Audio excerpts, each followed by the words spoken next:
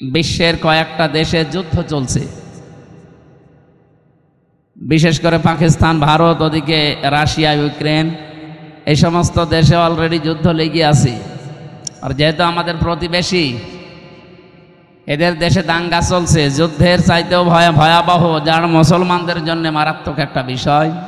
আর আমরা যেহেতু পাশে প্রতিবেশী হিসাবে আসি, তার কাটা ভেদ করে কখন যে চলে আসে। যেন প্রধান উপদেষ্টা আজকে বিকাল 3টায় দেখেছেন একটা জরুরি বৈঠক ডেকেছে। বাংলাদেশের বিভিন্ন রাজনৈতিক দল, প্রশাসনে যারা আছে বিভিন্ন বিভাগে, তাদেরকে প্রধানদেরকে ডাক দিয়ে বলছে যে সতর্ক থাকা লাগবে। তার মানে কিছু আঁচ পেয়েছে হয়তো। এই জন্যে পৃথিবীর নিকৃষ্ট একটা প্রতিবেশী আমরা পেয়েছিলাম এই ইন্ডিয়াকে। আমি বিশ্বের যত দেশে গেছি এইরকম প্রতিবেশী কোনো দেশের আশপাশে আমি পাইনি। অন্যান্য দেশগুলো আমাদের পরে দাঁড়িয়ে গেছি। এই যে মালয়েশিয়া আমি ছিলাম কয়েকদিন আগেও, সেখানে তারা 2004 সাল থেকে দাঁড়াতে আরম্ভ করেছে, এখন দাঁড়িয়েই যাচ্ছে। কারণ তাদের আশপাশে যেগুলো প্রতিবেশী সব শুভাকাঙ্ক্ষী। আর আমাদের এমন প্রতিবেশী 54 বছরে শুধু আমাদের বিরুদ্ধে শুধু মিথ্যা ছাড়া একটা সত্য কথা বিশ্বের মোড়লদের কাছে বলে না। 54 বছরেই মিথ্যা তথ্য ছড়িয়েছে। আপনি দেখেছেন মাইক্রোসফট, আপনারা তো এলাকায় গ্রাম্য মানুষ বেশি, যারা লেখাপড়া করে ইন্টারনেট বোঝে, মাইক্রোসফট রিপোর্ট দিয়েছে তামাম দুনিয়ায় 257টা দেশ সবচাইতে বেশি মিথ্যা তথ্য পরিবেশন করে ইন্ডিয়া। এদের যে সাংবাদিকগুলো, এইগুলোও বেশ মারাত্মক। এই যে ময়ূখ রঞ্জন ঘোষ, আমার মনে হয় জীবনে কোনোদিন সত্য কথা বলেছে কিনা আমার বিশ্বাস হয় না। যত কথা বলে, আমার দেশে যারা এই যে মলম বিক্রি করে বাজারে বসে আঁতরায়, এরাও এত হকারি করে না। সাংবাদিক নামের একটা কলঙ্ক আমাদের দেশ নিয়ে আগস্টের 5 তারিখের পরে বহু মিথ্যা তথ্য ছড়িয়েছিল, কিন্তু সব যে মিথ্যা এটা প্রমাণ হয়ে গেছে।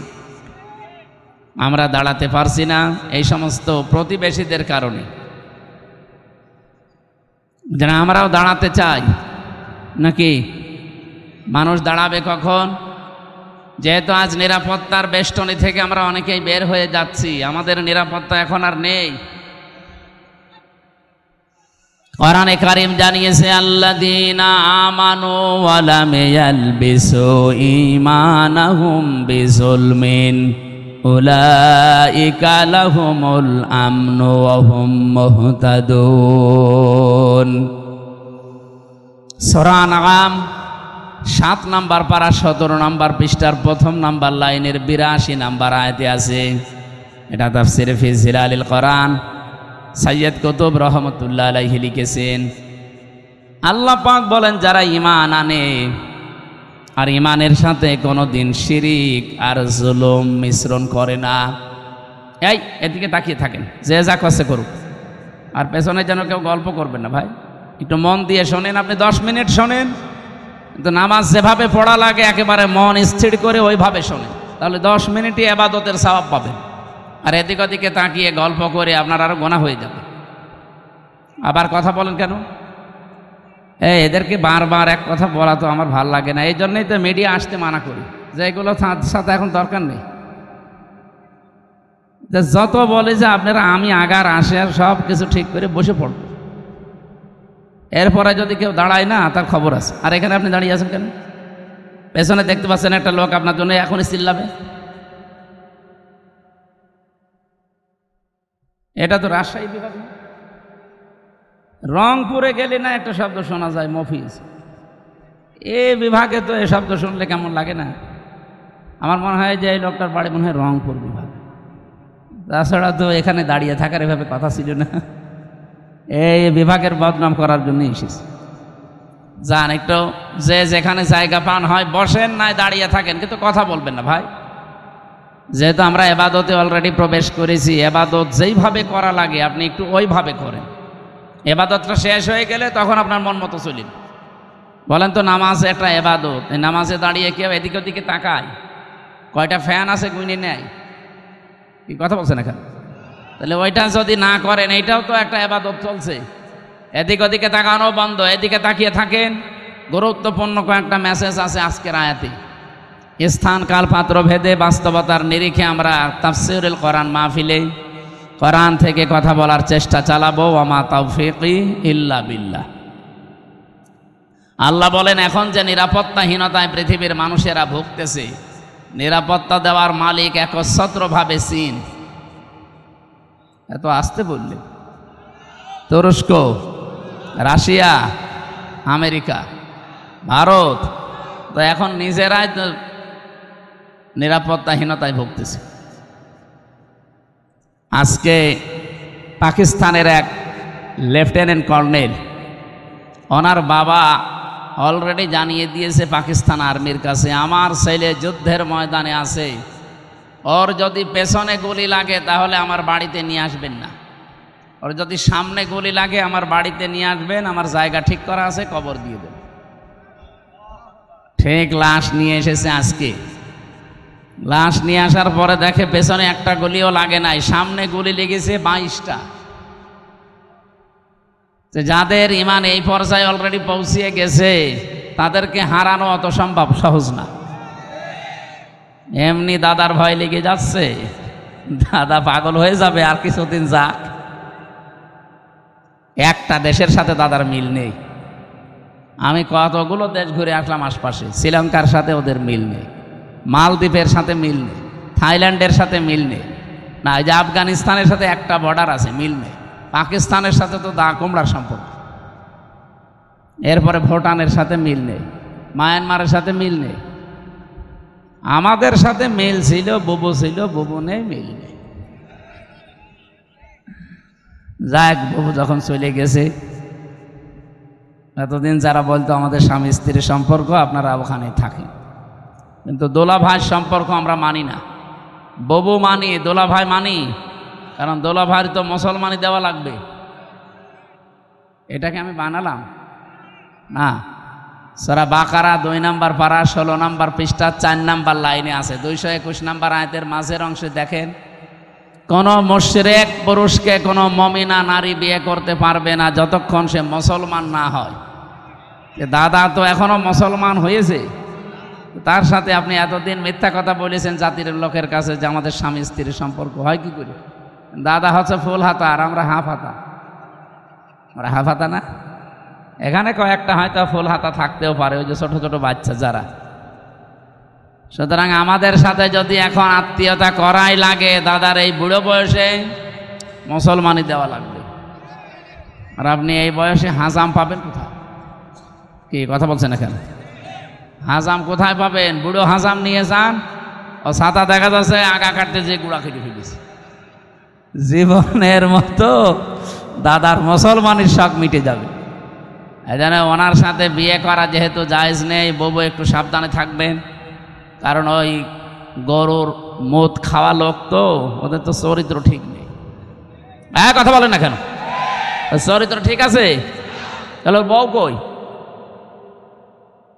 এই জন্য কে যেন গান বেজেছিল, মদের বউ নাই, বাকিটা আর বললাম না, আমার নিজের মেয়ের ওপর পড়বে না, থাক। সম্মানিত ভাইরা, আমরা নিরাপত্তার জন্য যাদের কাছেই বলি না কেন, কেউ নিরাপত্তা দেওয়ার মালিক না। নিরাপত্তা দিতে পারে শুধুমাত্র আমাদের মালিক কে? আল্লাহ আয়াতের ভেতরে 2টা কথা দিয়েছেন, আল্লাযীনা আমানু, যারা ঈমান আনে, ওয়ালাম ইয়ালবিসু ঈমানাহুম বিজুলমিন, এবং তাদের ঈমানের সাথে যারা শিরিক এবং জুলুম মিশ্রণ করে না। এখানে জুলুম মানেই শিরিক। সুতরাং আমরা যদি নিরাপত্তা আল্লাহর কাছ থেকে পেতে চাই, আমাদের ঈমান যাই আছে, ঈমানের সাথে যেন কোনো শিরিক, কোনো জুলুম মিশ্রণ না হয়। কে কথা বলেন? কথা বলেন। আল্লাহ পাক বলেন, এ পর্যন্ত বলে আমি শেষ করে দেইনি, এর পরেরটা বলার জন্য আমি এ পর্যন্ত বক্তব্য দিলাম।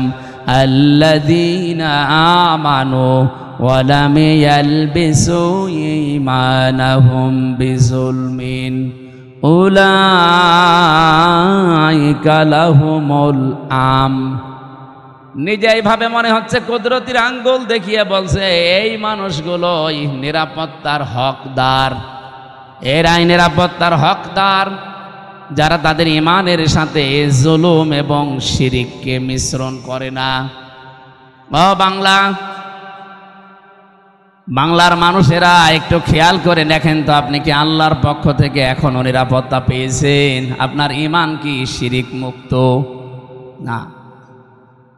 এখন যদি বলেন শিরিক কি, আপনি এই কথা আগে ক্লিয়ার করেন। পরা কোরআন শরীফ থেকে আমি শিরিকের যে শ্রেণী বিন্যাস পেয়েছি, শিরিক বিজাত, শিরিক বিল সিফাত, শিরিক বিল ইখতিয়ারা, শিরিক বিল হুকুক, 120 প্রকার এভাবে সিরিয়াল করা আছে তাফসিরে। এক কথায় জবাব দিচ্ছি, সব বাদ দিয়ে দিলাম। আল্লাহ যেটা পারে ওইটা অন্য কেউ পারে, এই বিশ্বাস করার নাম শিরিক। কথা বোঝা গেছে না? আল্লাহ যেটা পারে ওইটা অন্য কেউ, বলেন বলেন। এই বাংলাদেশে বহু মানুষের মুসলমান নামের আগে মোহাম্মদ লেখে, নামের শেষে হোসাইন লেখে, কিন্তু মাঝখানের শব্দটা যাই হোক না কেন, ঈমান থাকার জন্যে যেটা দরকার ওইটা তার ভেতরে পাওয়া যায় না। আল্লাহ নিজে জানিয়ে দিলেন যে আমি যেটা পারি ওটা অন্য কেউ পারে না। কেউ যদি মনে করে না যে অন্য কেউ পারে, সে আর মুসলমান নেই, সে মুশরিক। এবার বলেন তো, আইন দিতে পারে কে? এটাকে আমি বানিয়ে বলছি। আলা আলাহুল খালক ওয়াল আমরু, এ পৃথিবী বানিয়েছি আমি, এখানে সিদ্ধান্ত চলবে আমি আল্লাহর।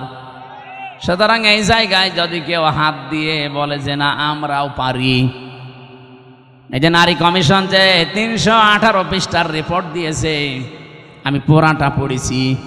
এখানে আমি কোরআনে কারিমের প্রায় 13টা আয়াতে ওরা ভুল ধরেছে, আর 26টা হাদিস ওরা অস্বীকার করেছে একেবারে ডাইরেক্ট। যেখানে কোরআনের একটা অক্ষর কেউ যদি অবিশ্বাস করে, সে অলরেডি বেঈমান হয়ে যায়। আর পুরাপুরি 13টা আয়াতই ওরা মানে না।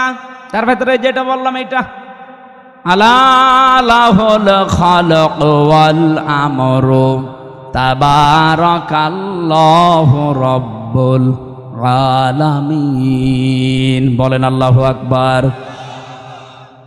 এটা সূরা আরাফের ভেতরে আছে 8 নাম্বার পারার 16 নাম্বার পৃষ্ঠার 12 নাম্বার লাইনে 54 নাম্বার আয়াতের শেষের দিকে আছে।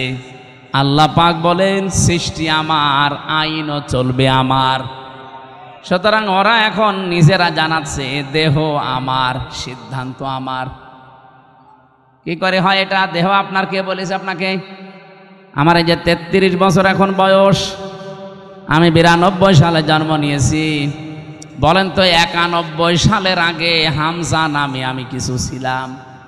বলেন কি ছিলাম?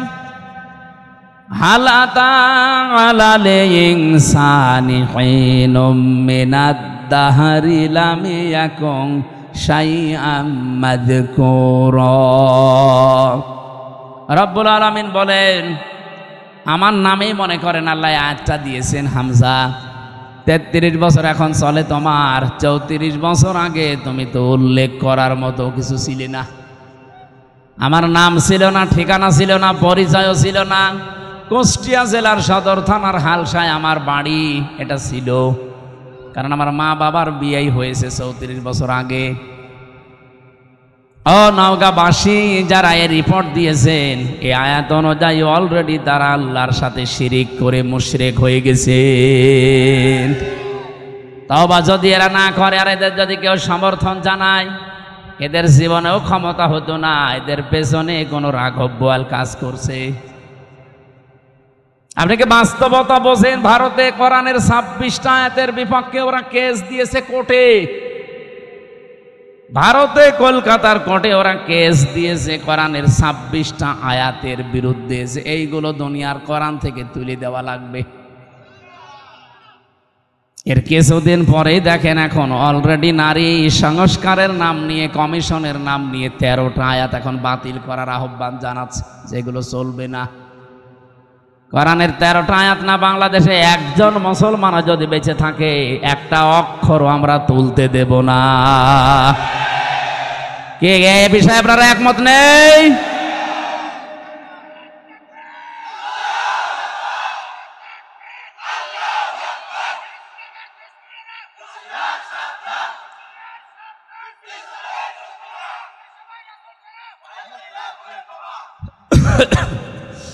নওগাঁবাসী আমি আবার বলছি, ইমান যতটুকু আছে এটা আপনি নির্ভেজাল করবেন। আমি আবার বলছি, বারবার রিপিট করতাম না। নবীজিও মাঝে মাঝে গুরুত্বপূর্ণ কথা হলে 3 বার বলতেন, আর যেটার কোনো গুরুত্ব নেই তিনি জীবনে একবারও বলেননি। আমার যে দীর্ঘ একটা হাদিস পড়েছিলাম, এর ব্যাখ্যায় 7টা আছে, আমরা এর ভেতরে একটা পয়েন্ট এটা আছে, যদি তুমি এই পৃথিবীতে অনর্থক কথাবার্তার অনর্থক কাজ থেকে নিজেকে বাঁচিয়ে রাখতে পারো, মহান আল্লাহ তোমার জন্য 2টা নিয়ামত বরাদ্দ করে দেবে। আমরা যাব সামনে ওইদিকে। তাহলে এখান থেকে যে বলতে চাই, আল্লাহ যেটা পারে ওটা অন্য কেউ, আবার বলেন আল্লাহ যেটা পারে অন্য কেউ, সন্তান দিতে পারে শুধুমাত্র পীর সাহেব। কে? আপনাদের এই নওগাঁ জেলায় এই যে মান্দা, কয়েকদিন আগে এসেছিলাম, যে বাড়িতে বসলাম, ওই বাড়িওয়ালার 2টা ছেলে, আর একটা আছে পেটে 6 মাস, ছন করে দেখছে ওইটাও ছেলে হবে। পানি নিয়ে এসে বলছে, হুজুর এমন পানি পড়বেন যেন এবার মেয়ে হয়। মনে হচ্ছে আমি ডাউনলোড করে নিয়ে এসেছি। আর বগুড়া গাবতলী তারেক জিয়া সাহেবের গ্রামে একবার গিয়েছিলাম গত বছর, এক লোক এসে বলছে, হুজুরে আপেল পুড়িয়ে দিন। আমি সূরা ফাতিহা পড়ে ফু দিলাম, আমার কানের কাছে মুখ নিয়ে বলছে, এমন আপেল পড়বেন যেন এবার ছেলে হয়। কেন? আমার বারবার মেয়ে হয়, তো এই জন্য আপনারা দিয়ে আমি আপেল পড়াচ্ছি। আপেল দিলাম ফেলে, আপেল কই? ফেলে দিস। আরে ভাই, আপেল পড়ে যদি ছেলে হইতো আমার 3টা মেয়ে হইতো না? ম্যাডামেরও শুধু আপেল খাওয়াতাম। কি বিশ্বাস দেখেছেন হুজুরের উপরে? এই বিশ্বাসটা যদি আল্লাহর উপরে 100 ভাগ করতো, আমার মনে হয় আল্লাহ দিলে দিতে পারতো। আমি পারবো? আমি পারলে আমারটা পারতাম না? মেয়েরা যারা এসেছেন, এক কথায় শিরিক যেন জীবনে না ঢোকে। আল্লাহ যেটা পারে পৃথিবীর অন্য কেউ, একেবারে নির্ভেজাল থাকা লাগবে। আপনি আমল কম করেন, নামাজ রোজা জিকির আজকার একটু তো হালকা পাতলাও থাকে, কিন্তু ইমানের ভেতরে যদি একেবারে নির্ভেজাল হন, শিরিক মুক্ত থাকেন, আমি গ্যারান্টি দিতে পারি আপনাকে আল্লাহ জান্নাত দিয়ে দেবে। কিন্তু একেবারে গাড়ি গাড়ি পাহাড় পরিমাণ ইবাদত করে বসে আছেন, শিরিক নিয়ে আল্লাহর কাছে গেলে, সূরা ফুরকান 19 নম্বর পারা 1ম নাম্বার পৃষ্ঠা 4 নম্বর লাইনে 23 নম্বর আয়াত, আল্লাহ পাক বলেন, কাদিমনা ইলা মা আমিলু মিন আমালিন ফাজাআলনাহু হাবাআম মানসুরা। কোন মানুষ যদি শিরিক মিশ্রিত আমল নিয়ে আমার কাছে ধরা দেয়, ওটা তো দেখা দূরের কথা, ওর মুখের উপরে ধুলি কণার মতো নিক্ষেপ করব, যেন আমাদের জীবন যেন এরকম না হয়ে যায়। আমরা নিরাপত্তা চাই কার কাছে? শিরিক মুক্ত হওয়া লাগবে। বোঝা গেছে? 2 নম্বরে না, আপনারা শুনছেন, আমি একেবারে পয়েন্ট আকারে বলছি, এরপরও যদি মনে রাখতে না পারেন, তো বাড়ি গেলে তো এখনই ভুলে যাবেন, গলা শুকিয়ে যাচ্ছে। পানি বা একটু চা দিবে,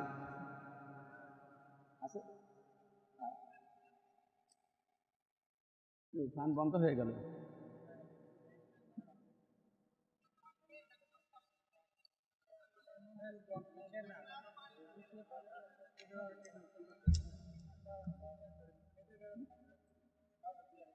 এটা দেবেন? এটা দিলে তো এটা আবার আরো কিছু করা লাগবে, এটা ঝামেলা হবে। এটা দিলে আমার পায়ের নিচে দিলে একটু ভালো, পায়ের নিচে দেওয়া যায়, পায়ের নিচে দিলে আমার একটু আমার চাপ লাগছে আরো। সুবহানাল্লাহ। এখানে একটু বেশি নড়াচড়া হয়, কি সমস্যা কি? হ্যাঁ, দাঁড়ান, এখানে বসে পড়েন। সুবহানাল্লাহ, আলহামদুলিল্লাহ, লা ইলাহা ইল্লাল্লাহ, লা ইলাহা ইল্লাল্লাহ, মুহাম্মাদুর রাসূলুল্লাহ। নওগাঁবাসী, 2 নম্বরে বলেছিলাম, আপনাদের হয়তো অনেকেরই মনে নেই, বিজুলমিন, জুলুমকে যদি আপনি মিশ্রণ না করেন। জুলুম কি? যেই জিনিস যেখানে রাখা দরকার ওইটা ওই জায়গায় না রেখে কেউ যদি অন্য জায়গায় রেখে দেয়, সেটা হয় জুলুম। বলেন, এই যে টুপিটা, এটা রাখা দরকার আমার মাথায়। কেউ যদি এটা মাথা থেকে নামিয়ে পায়ের কাছে রাখে, এটা টুপির ওপরে জুলুম। কথা বলা লাগবে। আমার পায়ের নিচে একটা স্যান্ডেল আছে, ওর স্থানী পায়ের নিচে, ওইটা যদি আমি এখন তুলে মাথায় নিয়ে ঘুরি, এটা স্যান্ডেলের ওপরে জুলুম। যেই জিনিস যেখানে স্থান পায় ওটা ওখানে রাখা দরকার, ওটা অন্য জায়গায় নিয়ে গেলেই তার সাথে জুলুম হয়। আপনার বিবেকে কি বলে বলেন তো? 92% মুসলমান আমরা এখানে বাস করি, এই কোরআন থাকার দরকার ছিল সংসদে। এই কথা বলেন না কেন? এই 54 বছরে আমরা নিয়ে যেতে পেরেছি, এটা কোরআনের ওপরে জুলুম। আপনি যাই মনে করেন, কোরআনের ওপরে এটা জুলুম হচ্ছে, কারণ এটা এসেছে রাষ্ট্রীয় ফরমান হিসাবে। আপনি এই তথ্য পাবেন সূরা রদ 37 নম্বর আয়াতে, 13 নম্বর পারা, 13 নম্বর পৃষ্ঠা, 13 নম্বর লাইনে আছে, ওয়া কাযালিকা আনজালনাহু হুকমান আরাবিয়্যা। অবশ্যই আমি আপনার প্রতি যে কোরআন নাজিল করেছি এটা সাধারণ জিনিস না, এটা হুকুম। এটা কি? এটা আইন হিসাবে নাজিল করলাম, যার বাংলা নাম আমরা বলি সংবিধান। এটা সংবিধান হিসাবে নাজিল হয়েছে। যদিও আজকের তেলাওয়াত কিন্তু আয়াত ওই লাইনে না, আজকে পারিবারিক জীবন নিয়ে একটা আয়াত পড়েছি। আমরা পারিবারিক জীবনের কিছু সমস্যা আজকে আয়াত দিয়ে তুলে ধরব এবং সলিউশন দেব এই আয়াত থেকেই ইনশাআল্লাহ। আমরা আজকের আয়াত থেকে যতটুকু বুঝলাম যে আমরা যদি আল্লাহর কাছ থেকে নিরাপত্তা পেতে চাই, কিছু কিছু পয়েন্ট আমাদের মানা লাগবে। 1 নম্বরে, জীবনে কোনো দিন শিরিক যেন না থাকে, যদি থাকে আজকে থেকে তওবা করে ওটা বাদ দিন। 2 নম্বরে, আমাদের জীবনে যেন জুলুম না থাকে। কি কথা বলেন না কেন? শব্দটা যদিও শুনতে ছোট মনে হচ্ছে, এত বড় মারাত্মক একটা শব্দ এই জুলুম। আমার আল্লাহ পাক আরশ পর্যন্ত কাঁপন ধরে এই জুলুম যদি কোনো জায়গায় দেখে। পড়া কোরআন শরীফে সূরা শূরা 25 নম্বর পারা, 6 নম্বর পৃষ্ঠা, 13 নম্বর লাইনের 42 নম্বর আয়াত একটু পড়বেন। আমি পড়লেই আমার শরীরে কেমন যেন কম্পন ধরে। ইন্নামাস সাবিলু আলাল্লাযীনা ইয়াজলিমুনান নাস। আল্লাহ পাক বলেন, আমি নিজে মামলা দেব, নিজে অভিযোগ দায়ের করব, নিজে কেস করব তাদের বিরুদ্ধে যারা মানুষ হয়ে মানুষের ওপরে জুলুম করে। যারা ভিকটিম আছেন এখানে বলেন তো, আয়াত অনুযায়ী বাংলাদেশে এই 15.5 বছরে আমরা অনেকেই বসে আছি যারা মানুষ হয়ে মানুষের ওপরে জুলুম করেছে। এক কথা বলেন না কেন? বিনা কারণে বহু মানুষ এই দেশে জুলুমের শিকার হয়েছে। এখনো পর্যন্ত একজন বিনা কারণে জেল খাটতেছে, আজহার। আপনাদের পাশের বিভাগ রংপুরের মানুষ, এটিএম আজহারুল ইসলাম। আমার তো বারবার বলতে ইচ্ছে হয়, এই 15.5 বছরে যত রাজনৈতিক মামলা হাসিনার দলের লোক দিয়েছে, সবগুলো বেকসুর খালাস দেওয়া দরকার। ম্যাডামকে যেভাবে খালাস দিয়েছেন, না একটু তাড়াতাড়ি করো।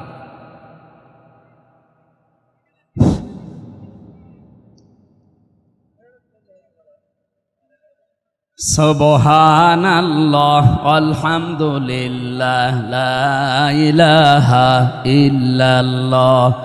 সুবহানাল্লাহ আলহামদুলিল্লাহ লা ইলাহা ইল্লাল্লাহ। লা ইলাহা ইল্লাল্লাহ মুহাম্মাদুর রাসূলুল্লাহ। আমার ভাইরা, আমি চাই ম্যাডামকে 6 বছর না, ওনার তো একদিনও জেলে রাখা জুলুম হয়েছে। কারণ ওনার যে মামলা দিয়েছিলেন পুরাটা বানোয়াট। আপনি এতিমের মাল আত্মসাৎ করায় এই মামলা দিয়েছেন যেই টাকার জন্যে, ওই টাকা আরো 7 গুণ বৃদ্ধি হয়েছে। ওনারে আরো পুরস্কার দেওয়ার দরকার ছিল। কিন্তু যারা টাকা পাচার করেছে তাদের এখন আপনি কি করবেন বলেন? এই যে দরবেশ, ওর মাথার চুল থেকে পা পর্যন্ত পুরা সাদা, আমার মনে হয় ভেতরে বাইরে সবই সাদা। এক কথা বলছেন না কেন? 36,000 কোটি টাকা চুরি করিস 7টা ব্যাংক থেকে। জীবনে আপনি কোনোদিন যদি গণনা করতে দেওয়া হয় আপনার হাত ব্যথা হয়ে যাবে, এক জীবনে গুণেও শেষ করতে পারবেন না। 36 কোটি টাকা না, 36,000 কোটি টাকা। একজনে যদি এত টাকা চুরি করে, ম্যাডাম খালেদার 2 কোটির জন্য যদি 6 বছর জেল হয়, এই লোকের জেল হওয়া দরকার কিয়ামত পর্যন্ত। আর হাসিনার ছোট বোন এ আল্লাহর ওলি, এর উপর পারমাণবিক কেন্দ্র থেকে 76,000 কোটি টাকা শুধু একজন নিয়েছে, আর বাকিগুলো তো বাদই দিলাম। এ দেশটা যেভাবে ফোকলা করে ফেলেছেন, শান্তিতে তো নেই। এই যে বাইরে কয়েকদিন আগে সিঙ্গাপুরে ছিলাম, মালয়েশিয়া ছিলাম, এই শয়তানরা সব এখন যে সমস্ত দেশে থাকে ওখানে বানিয়েছে সাহেব পাড়া, কিন্তু থাকতে পারে না, থাকে সব হোটেলে। মালয়েশিয়া যে হোটেলে উঠলাম, সিঙ্গাপুরে যে হোটেলে উঠলাম, নিচে নেমে দেখি 2 জন চা খাচ্ছে। কি গো? হুজুর আমরা আগেই পালিয়েছি। পালালেন কেন? আপনার না 620টা বাড়ি, ওই যে চট্টগ্রামের ওইটার ভূমি মন্ত্রী ছিল, 620টা বাড়ি বানিয়েছে শয়তান। একটা বাড়িতেও থাকতে পারে না, এখন থাকে হোটেলে, তাও চুরি করে। হুজুর দোয়া করবেন, তখন দোয়া বের হয়, আর ভালো লোকের কাছে দোয়া চাইছে। আমার মনে হয় এই 9 মাস যদি থাকতো আরো 200 বাড়ি বানাইতো। এক কথা বলেন না কেন? সব দর বাবার টাকায় বানাইতো। বলেন বলেন। এই জুলুম যা করেছেন, জুলুমের এখন আল্লাহ নিজে শোধ নিচ্ছেন আপনাদের উপরে। আলা তাহসাবান্নাল্লাহা গাফিলান আম্মা ইয়ামালুজ জালিমুন। সূরা ইব্রাহিমের 42 নম্বর আয়াতের প্রথম অংশে আছে, 13 নম্বর পারা, 19 নম্বর পৃষ্ঠা, 12 নম্বর লাইনে আছে। আল্লাহ পাক বলেন, হে নবী আপনি কি মনে করেন যে আমি জালেমদের কোনো খবর রাখি না? কে বলেছে? যে যেখানে যাররা পরিমাণও জুলুম করে, দুনিয়ার কোনো কিছু খেয়াল না থাকলে আমার ওইটা খেয়াল থাকে। আমি আমার একেবারে নজরে রাখি, জুলুমটা দেখলে আমি আল্লাহ নিজে। কারণ মাজলুমের বরদুয়ার আমার মাঝে কোনো পর্দা নেই, হিসাব নেই, ও শুধু বলতে দেরি, পৌঁছাতে দেরি হয় না। হাদিসে কুদসি এটা, ইত্তাকি দাওয়াতাল মাজলুম ফাইন্নাহা লাইসা বাইনাহু ওয়া বাইনাল্লাহি হিজাব। হে পৃথিবীর মানুষেরা, মাজলুমের বরদুয়া থেকে বেঁচে থাকবা, কারণ মাজলুমের বরদুয়া আর আল্লাহর ভেতরে কোনো হিজাব, পর্দা থাকে না। আমি রিমান্ডে আমার আগে ছাত্র দলের এক ভাইকে নিয়ে গেল। এই যে জুলুম আমি নিজে দেখেছি, রিমান্ডের নামে যে টর্চার করেছিল এই শয়তানগুলো আমাদের উপরে, এটা আমি বসতে পারি না কেন? 11 ঘন্টা আমারে টাঙিয়ে রেখেছে, চোখ বেঁধে মাজায় দড়ি দিয়ে। এরপর থেকে আমারে মাজাও ব্যথা, পিঠেও ব্যথা। বসতে গেলে শক্ত জিনিসে বসলে 10 মিনিটের ভেতরে ব্যথা শুরু হয়। আমার আগে ওনার পাশের রুম থেকে, সেল থেকে নিয়ে গেল, চোখ বেঁধে কালো কাপড় দিয়ে, পেছনে ডান্ডা বেড়ি, হ্যান্ডকাপ লাগিয়ে ডান্ডা বেড়ি দিয়ে আস্তে আস্তে টেনে নিয়ে যাচ্ছে। ভালো মানুষ নিয়ে গেল, আসার সময় দেখি ও মা ও বাবা বলে চিল্লাচ্ছে। আসার পরে দেখি এইগুলো একটাও নখ নেই, শুধু সাদা লাগছে। সাদা এমনি হয়নি, এই হাত এভাবে চেয়ারের সাথে বেঁধে দেয়। আমারে দেখিয়েছিল ওই যে নখ যেগুলো দিয়ে তোলে, আমারে বলছে হুজুর আমরা এটা দিয়ে নখ তুলি। হাতের সাথে ক্লিপ লাগিয়ে দেয়, গলার সাথে একটা বেল্ট লাগিয়ে দেয় চেয়ারে, আপনি নড়তে পারবেন না। শুধু একটা মাত্র টিপ দেবে, 1 মিনিটে আপনি 120 বার ঘুরবেন। এমন সিস্টেম করা আছে, ওই মেশিনটা শুধু হাতে আর পায়ের সাথে লাগাবে। এগুলো জেলা থানা শহরে না, এগুলো পাওয়া যায় বিভাগীয় শহরে, এবং বিশেষ করে কাউন্টার টেররিজমে। ডিবি অফিসের নিচতলায় মাটির নিচে যে ঘর আছে, আপনার বিশ্বাস যদি এখন মনে হয় নেই, এগুলো আমি নিজে দেখেছি রিমান্ডে থাকাকালীন। একটা শুধু টিপ মারে, এক টিপে আপনার নখ যতগুলো আছে সব খসে চলে আসে। আরে ভাই, নখ খসে গেলে ছেড়ে দে না, ওর ওপর আবার লবণ ছিটিয়ে দেয়। ছাত্র দলের ওই ভাইয়ের এই যে নখগুলো যে সাদা সাদা এমনি না, নখ তুলে নেওয়ার পরে ওর উপরে ওই মোল্লা সল্ট, সাদা ধবধবে লবণ, ওটা ছিটিয়ে দিয়েছে, তখন সাদা লাগছে। এই জন্যই তো এরকম চিৎকার মারছিল। আমার যে অফিসার নিয়েছিল সঞ্জয় দত্ত হিন্দু, এ বেটা বলছিল আমি নিজে শিবিরের যে সাবেক কেন্দ্রীয় সভাপতি দেলাওয়ার, এই ঠাকুরগাঁও বাড়ি, ওরে আমরা ফুটবলের মতো লাথিয়েছি, ওর হাতের পায়ের নখ সব তুলে নিয়েছে। এই যে জুলুমগুলো যারা করেছিলেন, মানুষ জুলুম করে একটা টার্গেট নিয়ে। আমি আয়াতের তাফসিরে একটা ঘটনা পড়েছি, সাদ্দাত বাদশাহ, এর নাম শুনেননি? এই লোকটা, তার স্বপ্ন সাদ ছিল আমি দুনিয়ায় জান্নাত বানিয়ে নিজে উদ্বোধন করব, কিন্তু তার এই পেছনে আমি পড়ে দেখেছি তাফসিরে তাবারির ভেতরে আছে, আল্লাহ তার এই স্বপ্ন সাদ পূরণ করতে দেয়নি শুধু একটা মহিলার বর দেওয়ার কারণে। ওই জামানার নবী যিনি ছিলেন হযরত হুদ আলাইহিস সালাম, তার কাছে জিজ্ঞাসা করে করে ও জান্নাত বানিয়েছিল যে তোমার আল্লাহর বানানো জান্নাত আমার লাগবে না, আমি নিজে বানাবো। এখান থেকে একটা শিক্ষা আমি নিয়ে এসেছি, ভালো করে খেয়াল করবেন। 20 বছর ধরে ওর জান্নাত বানাচ্ছে, 22,000 শ্রমিক কাজে লাগিয়েছে, এলাকায় যত স্বর্ণ রূপা পাওয়া যায় সব নিয়ে আসতেছে বিভিন্ন জায়গা থেকে, পেয়াদাদেরকে পাঠিয়ে দেয়, যাও যেখানে যা সোনা রূপা পাও নিয়ে আসো, আমার জান্নাত বানাতে হবে। একটা মহিলা বিধবা, তার মা বাবা নেই, এতিম, বিয়ে হওয়ার কয়েকদিন পরে স্বামী মারা গেছে, তার কাছে স্বামীর দেওয়া 1 টুকরা স্বর্ণ ছিল, ও যে বলছে ওইটা দেওয়া লাগবে, বাদশার স্বপ্ন পূরণ করতে হবে। মেয়েটা বলেছে আমার এই শেষ সম্বল, এটা নেবেন না। বারবার নিষেধ করার পরও শুনে নাই, না বাদশার স্বপ্ন সাদ, এ পূরণ করাই লাগবে। জোর করে যখন কেড়ে নিতে গেছে, মেয়েটা মাটির ভেতরে গড়াগড়ি দিয়ে কেঁদেছিল। তাফসিরে ফিজিল কি তাবারির মুফাসসির লিখেছেন, ওই দিন সঙ্গে সঙ্গে মেয়েটা বরদ দিয়েছে, এই মাজলুম অবস্থায় আল্লাহ আমার জীবনের শেষ সম্বলটুকু যে কেড়ে নিল, তাকে তুমি স্বপ্ন পূরণ করতে দিও না। এ দোয়াটা কবুল হয়ে গেছে।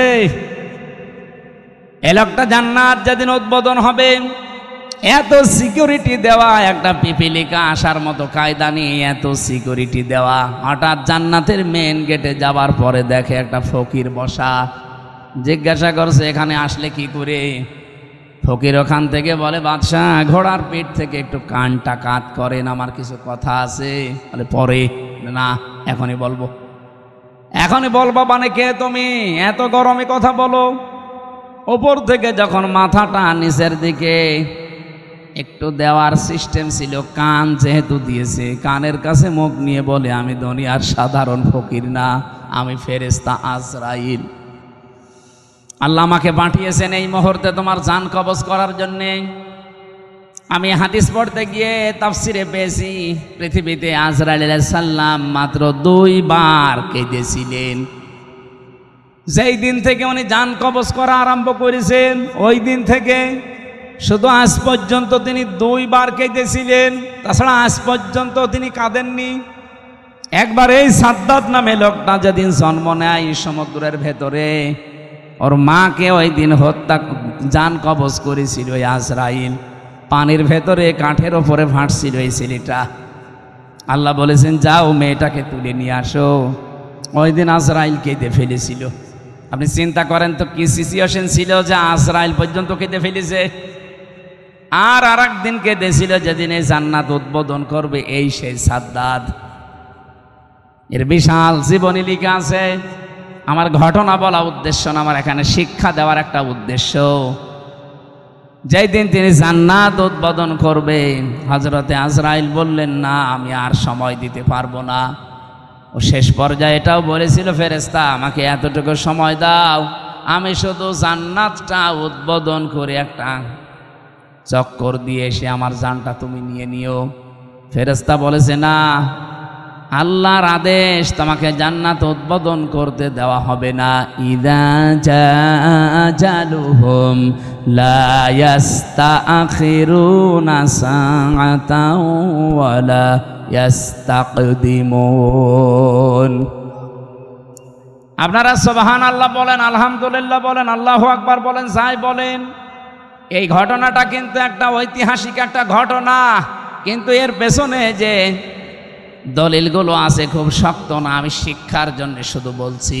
এদিকে তাকান, ও জান্নাতের গেট, মেন গেটে দাঁড়িয়ে ভেতরে যাবার জন্যে ঘোড়ার পিঠ থেকে জোর করে হলেও তিনি লাফ দিয়েছিলেন, কিন্তু পারেন নাই।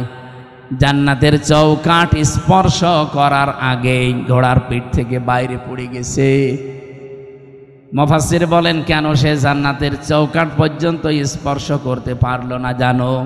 কারণ ওই যে বিধবা একটা এতিম মেয়ের বরদোয়া ছিল। আপনি বলেন তো এখান থেকে কি পেলেন? এত বড় বিশাল শক্তিশালী বাদশাহ তার স্বপ্ন পূরণ করার জন্য কি করেছে আপনি বলেন? 22,000 শ্রমিক কাজে লাগিয়েছে, 20 বছর একাধারে শ্রম দিয়ে বানিয়েছে, মনের মতো করে সাজিয়েছে। যেদিন উদ্বোধন করবে পারে নাই, শুধু একটা মেয়ে লোকের, এতিম অসহায় বিধবা এই মেয়ে লোকটার বরদোয়া লেগেছিল যে আমার শেষ সম্বলটুকু যে কেড়ে নিল, তার স্বপ্ন তুমি পূরণ করতে দিও না। আপনি রাগ করলেও এবার বলবো 15.5 বছর যারাই ছিল এরাও তো বিভিন্ন স্বপ্ন নিয়েছিল। কথা বলেন না কেন? কেউ বলেছিল যে 21 সাল হয়ে গেল, 21, তারপরে বলছে না 41 সাল হয়ে গেল, তারপরে বলে না 71 সাল। আমার মনে হয় একেবারে চলে যেত কিয়ামত পর্যন্ত। আপনি যে আশা নিয়ে এগিয়ে যাচ্ছিলেন, ওই মহিলার শুধু একটা বরদোয়া যদি থাকার কারণে এত বড় বাদশার স্বপ্ন সাত পূরণ না হয়, আপনারা যা করেছেন 15.5 বছরে, একটা দুইটা না, কত মানুষের শেষ সম্বল কেড়ে নিয়েছেন। আপনি নিজের থেকে বলেন, সিলেটের ইলিয়াস আলী আজ পর্যন্ত পাওয়া গেল না লোকটারে। কি সম্বল ছিল সিলেটের জন্য, সঠিক কথা বলতো আমি দেখেছি। ভারতের আধিপত্য এই উগ্রপন্থী যারা, এদের বিরুদ্ধে বজ্রকণ্ঠ ছিল লোকটার, কিন্তু তাকে আজ পর্যন্ত পাওয়া গেল না। তার পরিবারের তার ছোট্ট মেয়েটা, আমি দেখেছিলাম ওই দিন হাসিনার কাছে যেদিন যায় বলে আমার বাবাকে ফিরিয়ে দেন, কি মায়া কান্না করছিল যে না আমি দেখতেছি, অথচ ওই সময় তার মেরে ফেলেছে। এত বড় নাটক আপনি করলেন। আমি ওই দিন ওনার চোখে পানি দেখিনি, কিন্তু সান্ত্বনা দেওয়া দেখেছি। আগস্টের 5 তারিখে ওনার চোখে আমি পানি দেখেছি। আমার এই ছোট্ট জীবনে ওনার দিকে আমি যতবার তাকিয়েছি, এই একবার শুধু কান্না দেখলাম। এর আগে জীবনেও কোনোদিন কে দিয়েছে বলে আমি দেখিনি, শুধু একটু কান্নার ভান করিস। আপনার পেছনে আপনার এই চেয়ারের সাথে কত মানুষের হাহাকার লেগে আছে আপনি জানেন? আমার মেয়েটার পিছন ভ্যান ধরে ঝুলছিল, এরপরও আপনার মন গলে নাই। 7 মাস আমি ওকে রেখে এসেছিলাম, বাড়ি যেয়ে দেখি একবারে ও 3.5 বছর হয়ে গেছে ওর বয়স। কারণ আমি একবারে 3 বছর কতদিন পরে বাড়ি থেকে গেলাম জেল থেকে। ও নিজেও আমারে চেনে না। যেদিন আমি জেল থেকে বাড়ি গিয়ে নিচতলায় দাঁড়িয়েছি, ওই ছোট মেয়েটা আমারে বলছে, হুজুর আমাদের বাড়ি আসেন।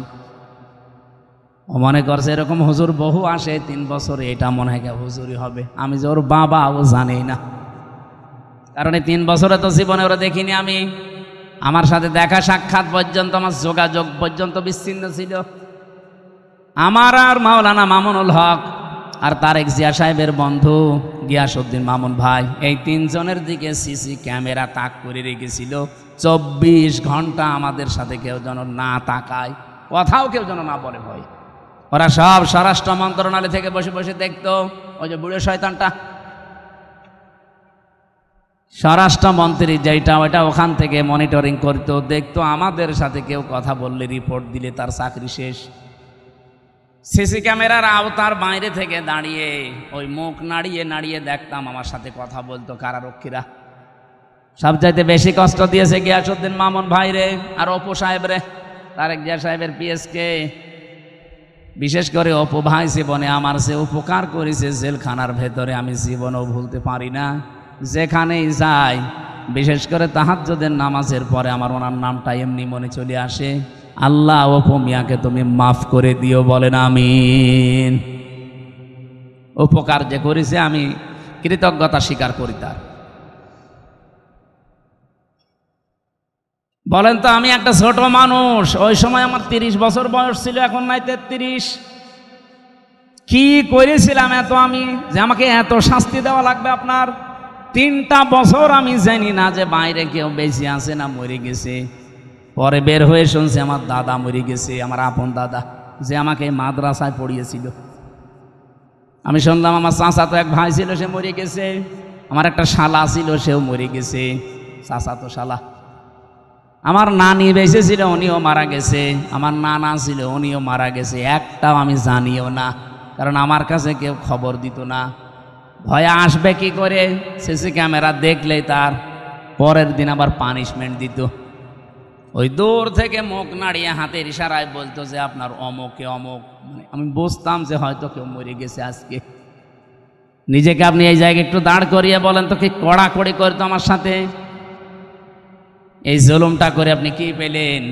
এখন তো নিজেই দেশান্তরিত হয়ে বসে আছেন। কি কথা বলছেন এখন? জুলুম করবেন না কারো উপরে, এটা আল্লাহ জীবনও সহ্য করে না। এত বড় নিকৃষ্ট একটা জিনিস, এত বড় বাদশার শুধু একটা মাজলুমের বরদোয়ার কারণে তার জান্নাত উদ্বোধন করা দূরের কথা, চৌকাটে আল্লাহ পা দিতে দেয়নি। আর আপনি বিশাল স্বপ্ন সাথ নিয়ে বসে আছেন এত বড় বড় জুলুম করে। কত মানুষকে আয়না ঘরে রেখে তার জীবন শেষ করে দিয়েছেন।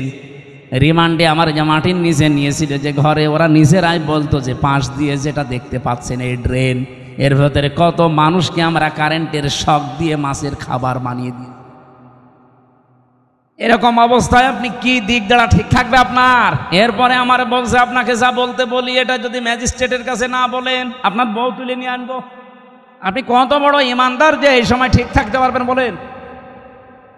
এই শেষ পর্যায়ে 10 দিন একাধারে অত্যাচার করার পর আমার মাথার চুল থেকে পায়ের তালু পর্যন্ত 1 ইঞ্চি জায়গা বাকি নেই যেখানে টর্চার করে নাই। শেষ পর্যন্ত আমার সহ্যের বাইরে চলে যাওয়ার পরে বললাম, যান, যা বলবেন বলেন, আর কি করবেন। যে বলছে আপনার বউ তুলে নিয়ে আনবো, তখন আর কিছু বলা যায়? আর কারণ ওদের তো চরিত্র নেই, তাই তুলে নিয়ে আসছে।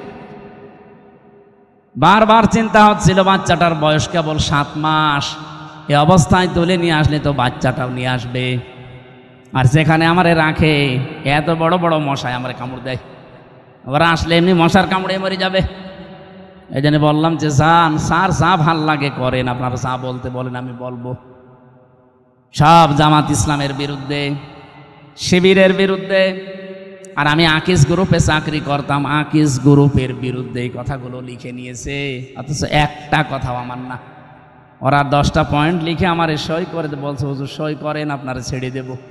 তখন আমি 164 বুঝতাম না, সই করে দিলাম ম্যাজিস্ট্রেটের সামনে। পরে শুনছি ওইটা আমার জবানবন্দি ওরা লিখে নিয়েছে, এই যে কায়দা কৌশল করে প্রতারণা করে। আল্লাহরও বিচার আছে। 10 দিন পরে আমি যে জেলে যেয়ে দেখি ওই ম্যাজিস্ট্রেট যেটা আমার সই করেছিল প্রতারণা করে মিথ্যা বলে, ও দেখি জেলখানায়। কি গো হুজুর, আমার বউ আমারে মামলা দিয়েছে। ঠিক করিস, শয়তান, যৌতুকের মামলা দিয়েছে। এই জুলুমগুলো যারা করেছিলেন, এই জুলুমের কারণে আল্লাহ রাব্বুল আলামিন জালেমদের স্বপ্ন সাধ পূরণ করতে দেয় না। যে যত বড় বড় আশা নিয়ে রেখেছিলেন, একটা আশাও কিন্তু জালেমদের পূরণ হয়নি।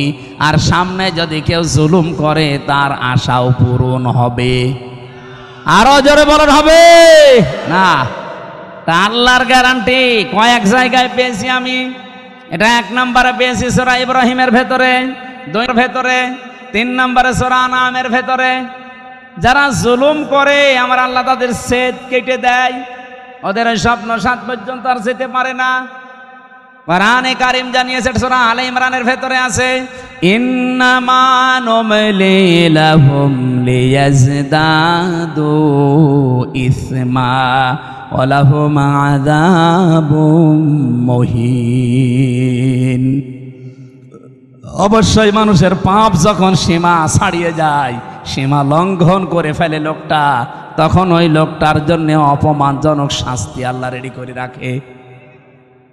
নওগাঁবাসী, আমাদের জীবনে যেন এরকম কিছু সামনে না আসে।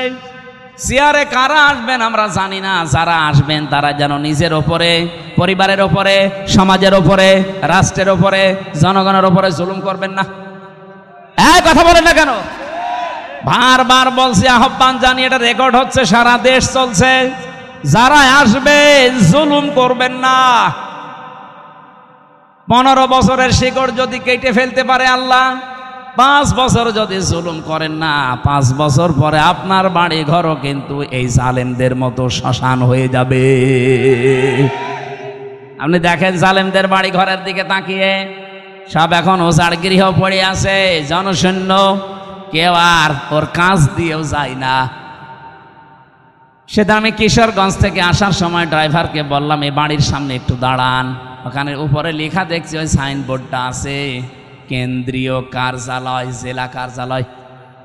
আমি নাম নিলাম না, বললাম এখানে দাঁড়ান তো একটু দেখি। ভেতরে একটু তাকিয়ে দেখি 4-5 জন পোশাক করছে, কেউ এদিকে, কেউ এদিকে, কেউ এদিকে, মনে আছে জামাতবদ্ধ টয়লেট চলছে। অথচ আগস্টের 5 তারিখের আগে এই বাড়িটা কত জমজমাট ছিল, এই অফিসটা। এই কথা বলছেন এখন, ওর পাশে নাকি টর্চার সেলও বানিয়ে রেখেছিল, ওদের বিরুদ্ধে কেউ গেলে তাকে টর্চার পর্যন্ত করতো ওই জায়গায়। অথচ আজ নীরব হয়ে পড়ে আছে, এখন পায়খানা হয়ে গেছে। আজকে আসার সময় কে যেন বলছিল, কেন্দ্রীয় কার্যালয় যেটা ওই জালেমদের, ওইটাও নাকি এখন টয়লেট হয়ে গেছে। ওটা এখন নাকি জেনার কারখানা।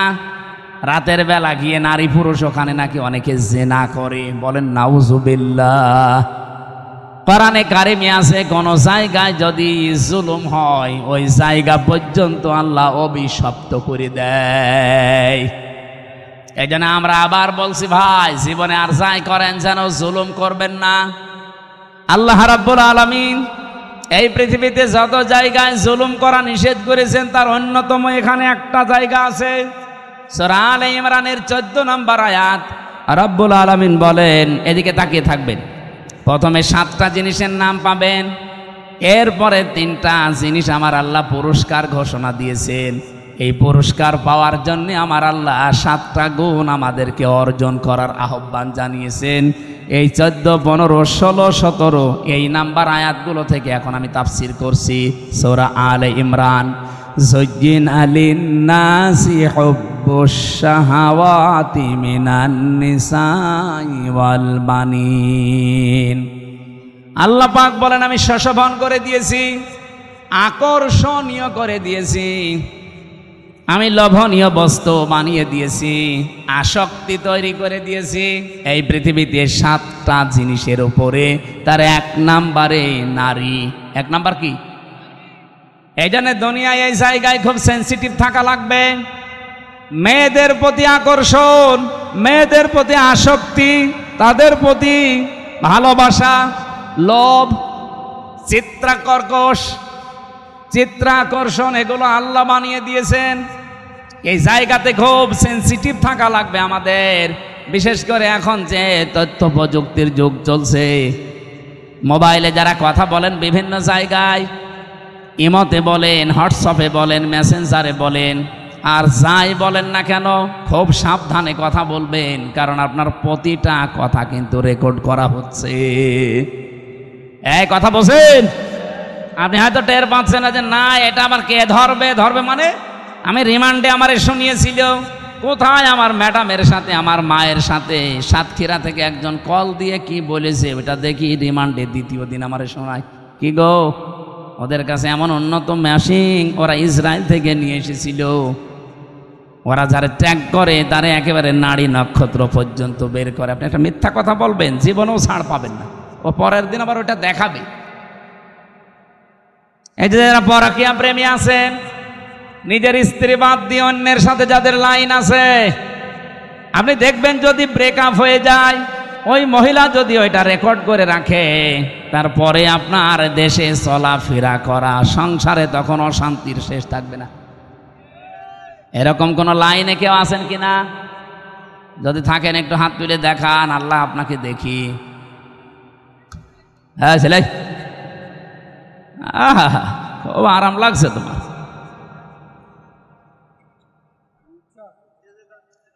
না, ধরা খাবেন কিন্তু।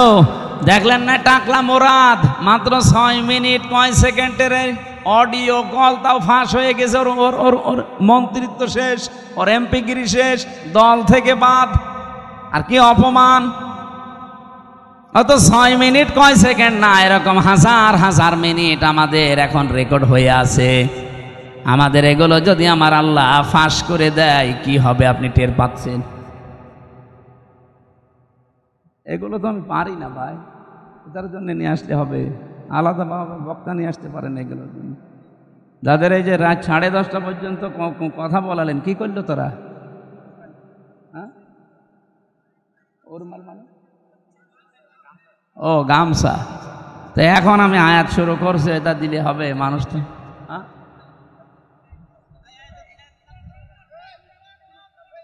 হ্যাঁ, এই যে ওই যে ওনারা যে লোকজন যাই গোপনে গোপনে আস্তে আস্তে দিয়ে দেবেন। আমরা কোরআনে এই আয়াতটা শেষ করব না?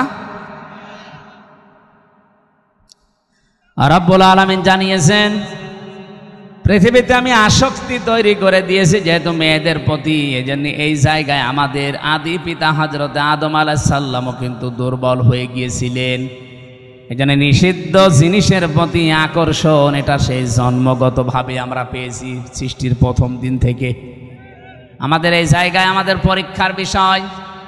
এখন থেকে একেবারে দৃঢ় সিদ্ধান্ত নিয়ে রাখবেন যেগুলো জায়েজ। আমি আসার সময় শুনছিলাম মাওলানা মনে হয় 14 জন মহিলার নাম বলছিলেন যাদের সাথে দেখা করা আপনার জায়েজ আছে।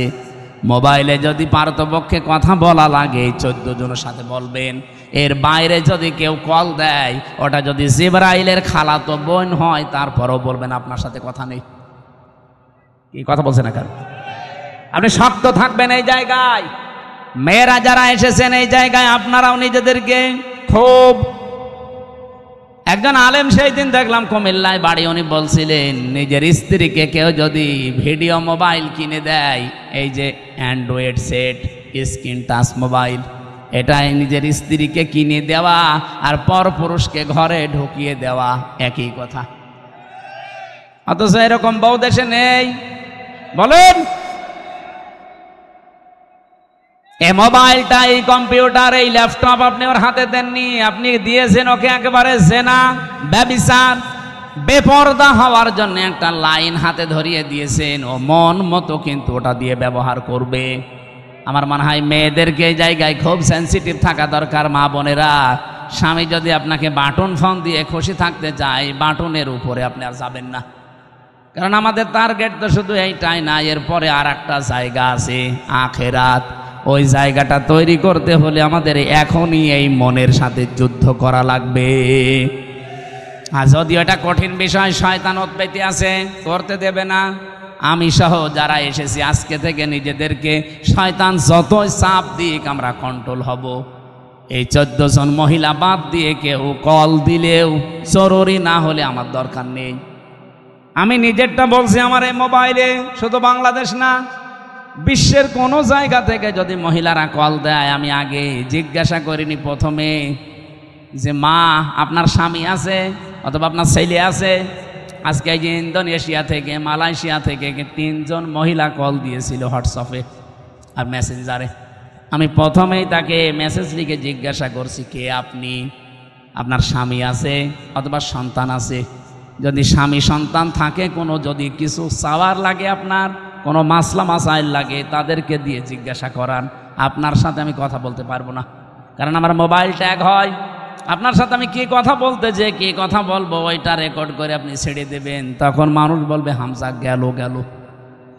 হ্যাঁ, কথা বলছেন এখন? আমার সাথে তো চোখের মতো লেগে আছে সব। আর খুব জরুরি যদি নাছড় বান্দা হয়, মেসেজ দেয় যে না আমার খুব দরকার, ওই আমার পাশে যে মাওলানা হুসাইন আহমেদ থাকে ওর কাছে বলি যে তুমি বলো যে আমি হামজা বলছি, যা বলার বল। ও মনে করে যে হুজুরি বলছে, যা বলার বলে। ফতোয়া শুধু আমারে জিজ্ঞাসা করে, মাসলা যদি কোরআন হাদিস কেন্দ্রিক হয় বলি যে এইটা জান। আজকে সকাল 11টায় এসেছে ভারত, বসিরহাট থেকে 2 জন স্বামী আর স্ত্রী। ওরা যদিও বলছিল যে হুজুর বিষয়টা গোপন রাখবেন, আমি শিক্ষার জন্য বলছি। ওই লোকটা তার দ্বিতীয় বউ নিয়ে এসেছে। প্রথম বউটার কাছে অনুমতি নেয়নি, দ্বিতীয় বিয়ে করেছে গোপনে 8 বছর বিয়ে করে। একটা ছেলেও আছে 8 বছরের, 4 বছরের, মানে ছেলে সহ বিয়ে করেছে। 4 বছর বয়স ছিল ছেলেটা, আর 8 বছর বিয়ে করেছে। এখন বয়স হয়ে গেছে। নিয়ে আসার পরে বড় বউ রাখছে, না এই বউ যদি থাকে আমি তোমার ভাত খাবো না, এই বউ ভাত দেওয়াই লাগবে। এটা আমাদের বাংলাদেশ, ভারত, পাকিস্তান এই সমস্ত দেশে একটু সমস্যা। কারণ দ্বিতীয় বিয়েকে মানুষ খারাপ মনে করে, আর মনে করো চরিত্র খারাপ, এই জন্য বিয়ে করেছে। অথচ চরিত্র ঠিক রাখার জন্য যার একটা বিয়ে করেছে এটা কেউ বলে না। আর এটা একটা যে জায়েজ কাজ, তারপরও আমরা ঘৃণা করি, খারাপ ভাবি। কি এই এলাকায় নেই? যত ভালো বউ নিয়ে বাস করেন, আর একটা বিয়ে করে দেখেন গোপনে, আপনার 14 গোষ্ঠী উদ্ধার করবে। অথচ এটা যে একটা জায়েজ কাজ, আল্লাহর নির্ধারিত বিধান। এই যে নারী কমিশন যে রিপোর্টগুলো দিয়েছে তার ভেতরে এইটা একটা। তারা বলছে না, বিয়ে যে পুরুষেরা একাধিক বিয়ে করে এটা মহিলাদের প্রতি বৈষম্য। এক মহিলাও 4টে বিয়ে করবে।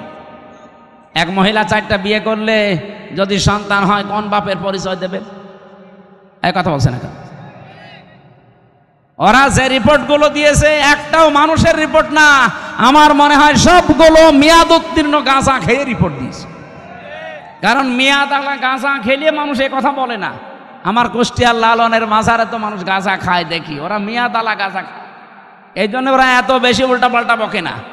আর এই মহিলাগুলো সব মেয়াদ উত্তীর্ণ গাঁজা খেয়েছে, এই জন্য কোরআনে কারিমের উপরে হাত দিয়ে তারা ভুল ধরছে। উনি আমারে বলছিল, আমার বউ, ছোট বউটা আমি সাথে করে নিয়ে এসেছি আজকে। আমি বললাম নিচে বসান। ওই যে 2 জন ছিল আমার সাথে। কি মাসলা জিজ্ঞাসা করতে চান বলেন? যেহেতু স্বামী আপনার সাথে আছে অসুবিধা নেই। স্বামীটা বলছে, আমার বড় বড় যন্ত্রণা সহ্য করতে না পেরে আমি শেষ পর্যন্ত আমার এই বউটাকে এক মজলিসে 3 তালাক দিয়েছি। কথা বুঝতেছে? এখন ফতোয়া দেন তো, আমি এই বউকে রাখবো না ছেড়ে দেব? আমি 2টা মত বললাম, যে আমার দেশে আবু হানিফা রহমতুল্লাহ আলাইহির মত অনুযায়ী আমরা চলি বেশি, নাকি আমাদের এই উপমহাদেশে অধিকাংশ আমরা আবু হানিফার মত অনুযায়ী চলি বেশি। আমাদের মাযহাব অনুযায়ী নিয়ম হচ্ছে এক জায়গায় এক বৈঠকে 3 তালাক দিলে তালাক হয়ে যাবে। এখনো যে 3টা ইমাম আছে, অন্যান্য আরো আলেমদের মত আছে, সে মত আমি নিজেও মানি না, কিন্তু আমি ওই মতগুলো শ্রদ্ধা করি। এই জিনিসটা আমাদের নেই, এই জন্য ইসলাম আজ পিছিয়ে যাচ্ছে। আমি আলেমদেরকে বলছি, আপনি অন্যের একটা মত মানেন না, ঠিক আছে, কিন্তু তার মত এটা শ্রদ্ধা করা লাগবে। ইমাম আবু হানিফা রহমতুল্লাহ আলাইহির সাথে অন্যান্য ইমামদের মত একেবারে পুরা উল্টা। ইমাম আবু হানিফা জানিয়েছে সূরা ফাতিহা যদি নামাজে কেউ পড়ে তার নামাজই হবে না। ইমাম শাফি বলছে, ইমাম শাফি রহমতুল্লাহ আলাইহি বলেন, নামাজের ভেতরে যদি কেউ সূরা ফাতিহা না পড়ে তার নামাজই হবে না। এটা পুরা উল্টা না? বলেন বলেন। একজন বলছে হবেই না, আর একজন বলছে না পড়লে হবে না। পুরা উল্টা। কিন্তু তারা মতটা শ্রদ্ধা করতো। কোনো দিন আপনি তাদের ভেতরে কোনো বিদ্বেষ, হিংসা, অহংকার মানি না এ কথা ছিল না। উনি বলতো এটা আমার মত, মানলে মানেন, না হলে ওনার মতটা আমি শ্রদ্ধা করি, কিন্তু আমি ওইটা মানি না। আমি আল্লাহর ওই বান্দা বসিরহাট থেকে যারা এসেছিল আজকে বললাম যে ভাই আপনি মুসলমান, আপনারা তো বিপদেই আছেন ভারতে। বলছে হ্যাঁ খুব বিপদে আছি। আপনার এই বউটাকে এখন 2টা মত আছে, আপনি যে মত অনুসরণ করে চলেন ওইটা মেনে চলেন। আমাদের মাযহাব অনুযায়ী এই নিয়মটা যে আপনার বউ যেহেতু তালাক হয়ে গেছে অন্য আরেকজনের সাথে বিয়ে দেবেন, সে সংসার করার পরে ইচ্ছা করে ছেড়ে দেবে, তালাক দিয়ে দেবে, 3 মাস 10 দিন পরে আপনি তারপরে বিয়ে করে ফেলবেন, এইটা একটা নিয়ম। আর একটা মাযহাব আছে, ওটা এক বৈঠকে বা 1 মাসের ভেতরে যদি 1001 কোটি 12 তালাক দেন তো 1 তালাক হবে। তাহলে ওইটা আর একটা মত, ওটা 3 মাসে 3 হায়েজে 3 তালাক দেওয়া লাগে। ওটা যদি আপনি ওই মত অনুসরণ করে চলেন আপনি ওইটাও মানতে পারেন। এখন ওনারে বলে দিয়েছে আমি 2টা মত, উনি যেইটা মেনে, যেই মাযহাব মেনে চলে চলুক, আমার অসুবিধা নেই, আমি তো ওইটা মানি না, কিন্তু আমার শ্রদ্ধা করা লাগবে। আজ আমরা এই দেশে যারা বিভিন্নভাবে ইসলাম কায়েমের চেষ্টা করছি, এই যে যারা জামাত ইসলাম করে, তারা কথা শুনতে শুনতে 54 বছর পর্যন্ত আমরা দেখছি তাদের বিরুদ্ধে একটা মিথ্যা তহমত দেওয়া আছে যে এরা মওদুদীর অনুসরণ করে চলে। মওদুদী কি কোনো ফেকার ইমাম ছিলেন? বলেন বলেন। তো তাকে আমরা অনুসরণ করছি কি কি কোন বিষয়ে? তিনি দার্শনিক ছিলেন, তিনি রাষ্ট্র চিন্তা করতেন, রাষ্ট্র নিয়ে, তিনি অর্থনীতি নিয়ে চিন্তা করতেন। এই যে ইসলামী ব্যাংকের যে থিওরি তিনি দিয়েছেন, সুদ মুক্তভাবেও যে ব্যাংকিং ব্যবস্থা চালানো যায়, এই যে জমি জায়গা যারা চাষ করে খান, এখান থেকেও যে সুদ থেকে বাঁচা যায়।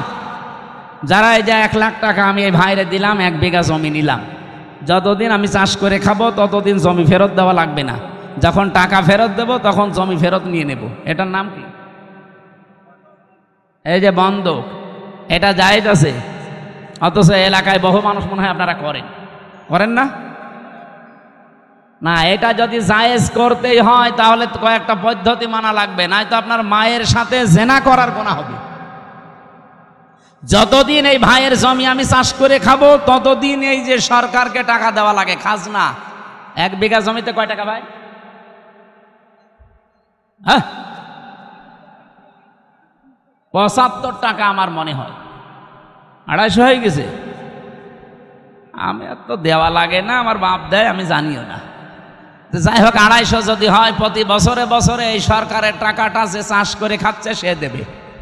আর যখন আমি ওনারে টাকা ফেরত দেব, জমি নিয়ে নেব, তখন কমপক্ষে 1 লাখ যদি হয় তাহলে 8 থেকে 10,000 টাকা কম নেওয়া লাগবে। বলে হুজুর এটাই লস হয়ে যায়। এই ভাই, লস হোক লাভ হোক আপনার দেখার দরকার কি? লাভ লসের মালিক কি আপনি না আল্লাহ? তো উনি যখন বিধান দিচ্ছে, দেখবে উনি 1 লাখ গরু বিক্রি না করে বাজার থেকে চলে আসতেছে, ডাকাতে ধরেছে, বলছে বাবাজি আমারে ধরে করবেন কি, আমি গরু বিক্রি করতে পারিনি, বেশি দাম হয়নি, এই জন্য মুখের ওপরে 2 থাপ্পড় দিয়ে বলছে বেটা বেয়াদব, বিক্রি করলি না মানে টাকা তো নেব আমরা, দাম কম হোক বেশি হোক তোর দরকার কি? লাভ লসের মালিক কি আপনি? কে? উনি যে নিয়মটা দিচ্ছে এইটা মানেন, আশা করছে এখন থেকে এই সিস্টেম মেনে চলবেন। আর একটা নিয়ম আছে, এই যে খেয়ে দেয়ে শোধ, জমি দিলাম কন্টাক্ট, এটা জায়েজ আছে। আর একটা নিয়ম আছে 3 নাম্বার, আমি ওনারে 1 বিঘা জমি দিলাম, প্রতি বছরে বছরে উনি 2 মণ ধান বা 10,000 টাকা আমারে দিয়ে দেবে 1 বছরে, এটা জায়েজ আছে। কারণ 1 বছরে 1 বিঘা জমি থেকে অন্তত 10,000 টাকা উপায় করা কোনো ব্যাপার না। এই এলাকায় তো আরো বেশি হওয়ার কথা, 3-4 বার লস হয়। ও, জিনিসপত্রের দাম কমে গেছে এই জন্যে, তাহলে টাকাও কমিয়ে নেবেন। যদি দাম কমে যায় এভাবে, তাহলে টাকাও কমিয়ে দেবেন। আমার ভাইরা, আমি যে কথা বোঝাচ্ছিলাম, সাইয়্যেদ আবুল আলা মওদুদী রহমতুল্লাহ আলাইহি, ওনার কাছ থেকে একটা থিওরি হয়তো জামাত ইসলাম নিয়েছে যে রাষ্ট্রে গণতান্ত্রিক পদ্ধতিতে ইসলাম কায়েম করা যায়। পদ্ধতিটা ভুল হতে পারে, সেখান থেকে একটা জিনিস শুধু ওনারা নিয়েছে। অন্যান্য যারা ইসলামী দলে আছে প্রত্যেকে এক একজনের কাছে থিওরিগুলো তারা নিয়েছে। তা আমাদের সবার মূল তো এক থাকা দরকার যে আমি অন্যের মত মানি না, কিন্তু তার মতটাকে শ্রদ্ধা করা লাগবে। এই জিনিস যতদিন বাংলাদেশের মানুষের ভেতরে না আসবে, এই দেশের দিন কায়েম হওয়া সম্ভব না। এই ছোটখাটো বিষয় নিয়ে মতপার্থক্য তৈরি হয়ে যাবে। এই জন্যে মানুষ যে এক জায়গায় হবে কি নিয়ে কি দিয়ে, সেই কথা সূরা আলে ইমরানের 64 নম্বর আয়াতে আল্লাহ ঘোষণা দিয়েছেন, কুল তাআলাউ কুল ইয়া আহলাল কিতাবি তাআলাউ ইলা কালিমাতিন সাওয়াইম বাইনানা ওয়া বাইনাকুম আল্লা না'বুদা ইল্লাল্লাহ। আমার ওইদিকে বিষয় না, আমি একটা টাচ দিলাম। মেয়েদেরকে আল্লাহ যেহেতু আকর্ষণীয় করে বানিয়েছে, লোভনীয়, এর প্রতি একটা আসক্তি বানিয়ে দিয়েছে, এই জন্য আমাদের এই জায়গায় খুব সেন্সিটিভ থাকা লাগবে, সতর্ক থাকা লাগবে এদের বিষয়ে। মেয়ে লোককে আমার আল্লাহ পরীক্ষার সবচাইতে বড় বস্তু বানিয়েছে। শয়তান এদেরকে জাল হিসাবে ব্যবহার করে রাস্তায় নিয়ে আসে। এই জন্য মেয়ে লোক যখন বাড়ি থেকে বাইরে আসবে, সাজগোজ করে পারফিউম দিয়ে সেন্ট মেখে বাইরে আসা মেয়ে লোকের জন্য জায়েজ নেই, হারাম। বলেন নাউজুবিল্লাহ। সম্মানিত মা বোনেরা, আপনার সাজগোজ, সেন্ট, পারফিউম এগুলো ব্যবহার করার জন্য আপনার উপযুক্ত জায়গা আপনার স্বামীর বেড। এই বিছানা শুধু বাইরে আপনি এগুলো করতে পারবেন না, যেহেতু আপনাকে শয়তানের জাল হিসাবে শয়তান ব্যবহার করবে। নবীজি জানিয়েছেন আমরা আজকে থেকে সতর্ক হয়ে যাব এই জায়গা থেকে, যে আমরা কোনো দিন যেন নিজের মেয়েকে, বউকে, নিজের ফুফুকে, মাকে, শাশুড়িকে, খালাকে বেপরদা করে রাস্তাঘাটে ছেড়ে না দেই। আয়াতের তাফসিরে লিখেছে একজন মহিলা যদি বেপরদায় চলার কারণে জাহান্নামী হয়ে যায়, কমপক্ষে 4 জন পুরুষ সাথে করে নিয়ে যাবে। বলেন নাউজুবিল্লাহ। 1 নম্বরে তার বাবাকে ধরবে, বলবে গার্জিয়ান ছিলে তুমি আমাকে কন্ট্রোল করনি। 2 নম্বরে তার বড় ভাইকে ধরবে। 3 নম্বরে তার ছেলে বড় স্বামীকে ধরবে। 4 নম্বরে তার বড় ছেলেকে ধরবে। নওগাঁবাসী একটু নিজের দিকে তাকিয়ে বলেন, হয় আপনি কারো বাবা হবেন, নাই কারো বড় ভাই হবেন, নাই কারো স্বামী হবেন, নাই কারো ছেলে হবেন। পর্দার এই বিষয়টা যদি হাসিয়ে খেলিয়ে যদি উড়িয়ে দেন যে আর কি এতটুকু কি না, এটার জন্য যদি ওই মহিলা দাজ্জুস হয়ে জাহান্নামে যায়, 4 জন নিয়ে গেলে আমরা যে কোনো একজনের ভেতরে পড়ে যাচ্ছি। আল্লাহ আমাদের হেফাজত করুন। মেয়েদেরকে যে মর্যাদা সম্মান পর্দার মাধ্যমে দিয়েছেন, আল্লাহ এটা বজায় রাখার তৌফিক দান করুন। বলেন আমিন। দুনিয়াতে আল্লাহ পাক জানিয়েছেন আমি পরীক্ষার বস্তু আরো কয়েকটা বানিয়েছি, তার নাম্বারে অল বানিন, সন্তানাদি, ছেলে মেয়ে, স্ত্রী পুত্র, এগুলো আমার আল্লাহ আমাদের কাছে পরীক্ষার বস্তু বানিয়েছেন। লোভনীয়, আকর্ষণীয়, ভালোবাসার জিনিস এগুলো। এগুলোর পেছনে ফিরতে যে চলতে যে আমার বিশাল আখিরাতের জীবন যেন আমি নষ্ট করে না ফেলি। সূরা মুনাফিকের ভেতরে আল্লাহ আমাদের জন্য ওয়াজ করেছেন, ইয়া আইয়ুহাল্লাযীনা আমানু লা তুলহিকুম আমওয়ালুকুম ওয়ালা আওলাদুকুম আন যিকিরিল্লাহ ওয়া মান ইয়াফআল যালিকা ফাউলাইকা হুমুল খাসিরুন। ওহে যারা ঈমানের দাবি করো, কখনো তোমাদের সন্তান আদি আর সম্পদ আদি এগুলো যেন আল্লাহর জিকির, আল্লাহর আইন, আল্লাহর বিধান থেকে তোমাদের গাফেল করে না দেয়। যদি এরকম কেউ করে থাকো, আমি আল্লাহ বলছি সে জীবনে ক্ষতিগ্রস্ত হয়ে যাবে। বলেন নাউজুবিল্লাহ। এ ওয়াজটা আমার নিজের জন্যই মনে করেন। আজকে থেকে আমি নিজেই সংশোধন হয়ে চলবো। যত মহব্বতের জিনিস সন্তান হোক, তার পেছনে পড়ে আল্লাহর বিধান নামাজ, তার পেছনে পড়ে আল্লাহর বিধান রোজা, তার পেছনে পড়ে আল্লাহর বিধান যাকাত, এগুলো যেন আমি লঙ্ঘন না করি, নষ্ট না করি। আল্লাহ আমাকে নিজে এবং যারা এখানে শুনছি প্রত্যেককে আমল করার তৌফিক দেন। বলেন আমিন। এরপরে আল্লাহ কোরআনে দিয়েছেন আল কানাতিরিল মুকানতারাতি মিনাজ যাহাবি ওয়াল ফিদ্দাতি ওয়াল খাইলিল মুসাওয়ামাতি ওয়াল আনআমি ওয়াল হারস। এই পৃথিবীতে পঞ্জীবিত সোনা, পঞ্জীবিত রূপা, ব্যবসার মাল এবং ভালো ভালো বাড়ি গাড়ি, শস্য ক্ষেত, এগুলোর প্রতি মহব্বত, ভালোবাসা, আকর্ষণ, আসক্তি আমি আল্লাহ তৈরি করে দিয়েছি। কিন্তু দুনিয়ায় সব এগুলো ভোগের বস্তু। যালিকা মাতাউল হায়াতিদ দুনিয়া আল্লাহু ইনদাহু হুসনুল মাব। আমি আল্লাহর কাছে উত্তম কিছু আছে যেগুলোর খবর এখনো তোমরা জানো না। সে কথাটা জানাতে আল্লাহ এখানে 3টা বৈশিষ্ট্যের কথা আমাদের জানিয়েছেন। قل أنبئكم بخير من ذلكم للذين اتقوا عند ربهم جنات تجري من تحتها الأنهار خالدين فيها وأزواج مطهرة ورضوان من الله আল্লাহু বাসীরুম বিল ইবাদ। নবী আপনি বলুন, আমি কি তোমাদেরকে এমন উত্তম কিছু বিষয়াদি জানাবো, সেগুলো কি যারা তাকওয়া অবলম্বন করে আল্লাহকে না দেখে ভয় করে চলার নীতি, এগুলো নিয়ে দুনিয়ার জীবন চালাতে থাকবে। চোখ বন্ধ হয়ে গেলে এদের রবের কাছে বাগান তৈরি করা আছে, যার তলদেশ দিয়ে নদী আর নহর প্রবাহমান। চিরকাল সেখানে থাকবে, কেউ তাকে বের করে দেবে না। ওয়াজওয়াজুম মুতাহহারা, পবিত্র স্ত্রী আল্লাহ তাদের জন্য সেখানে রেডি করে রেখেছেন। রিদওয়ানুম মিনাল্লাহ, সবচাইতে বড় বিষয় আল্লাহ নিজে তাদের উপরে সব সময় খুশি থাকবেন। বলেন সুবহানাল্লাহ। আল্লাহু বাসীরুম বিল ইবাদ, আল্লাহ পাক বলেন আমার বান্দাদের প্রতি আমি খুব সূক্ষ্ম দৃষ্টি রেখে চলি। এই জন্য আমাদের প্রতি আমরা যাই করি, ইন্নাল্লাহা খাবীরুম বিমা তা'মালুন, যা করছি সব একজন দেখতে পাচ্ছে। এই দৃঢ়তা, এই বিশ্বাস যত বেশি যার ভেতরে বদ্ধমূল হবে, তৈরি হবে বিশ্বাসটা, ওর জীবন তত পরিচ্ছন্ন হবে। আমি সহ প্রত্যেকের জীবনে আয়াতগুলো আল্লাহ অনুধাবন করে মেনে চলার তৌফিক দিন। আপনাদের অনেক রাত হয়ে গেছে, 12টা বাজে, অনেকে উঠে চলে যাচ্ছেন না। এই অবস্থা আমি আর কথা বলতে চাচ্ছি না। মেয়েদের জীবনে নিয়ে যে সমস্ত বইগুলো লিখেছিলাম জেলে থাকাকালীন, বাইরে এসে আপনারা যদি পারেন ওগুলো নিয়েছেন গাড়ি থেকে। আল্লাহুম্মা আমিন। লা ইলাহা ইল্লা আনতা সুবহানাক ইন্নী কুনতু মিনাজ জালিমিন। এই মোনাজাত বসেন, মাথা নিচু করেন, চক্ষু বন্ধ করেন, জীবনের যত অপরাধ আছে সব স্মরণ করবেন।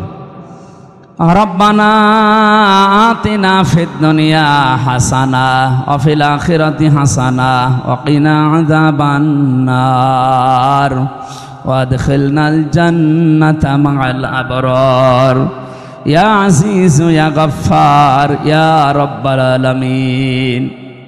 সারাটা জীবন অপরাধ করে জীবনটা নষ্ট করে ফেলেছি। আরশের মালিক আমাদের এই ছোট্ট দুটো হাতের দিকে, এই দীঘা, আত্রাই, নওগাঁ, তুমি একটু তাকাও। কত দাড়ি পাকা মুরব্বী, কত যুবক মানুষেরা, মাসুম বাচ্চারা, কচি কাঁচা যারা বোঝে না, আমাদের দেখা থেকে হাত তুলেছে।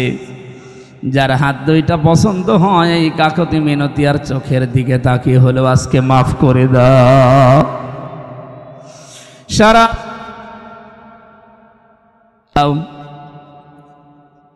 আল্লাহ তাআলা অপরাধ যা করেছি এগুলো যদি শরীরে লিখা থাকতো, মানুষ আমাদেরকে কুকুরের মতো ঘৃণা করে তাড়িয়ে দিত। মাথা একটু নিচে করে নিজেরটা ভাবেন তো, যত অপরাধ দুনিয়ায় করেছিলেন যদি সত্যি আল্লাহ লিখে দিত আমাদের শরীরে, কপালে, বাইরে বের হওয়া দূরের কথা, 24 ঘন্টা মাথা মাটির দিকে নিয়ে চলা লাগবে। আল্লাহ তুমি যেভাবে তোমার সাত্তার নামের কারণে আমাদের গনাগুলো গোপন রেখে দিয়েছো, কিয়ামতে কোটি কোটি মানুষ থাকবে, সবার সামনে আমাদের সম্মান নষ্ট করে দিও না। যাই করেছি আজ মন থেকে মাপ চাই, মেহেরবানি করে গনাগুলো তুমি গোপন করে দিও আল্লাহ। এ মাহফিলের আয়োজন করতে গিয়ে তোমার যে বান্দারা শ্রম দিয়েছে, জনাব আব্দুল করিম সহ যত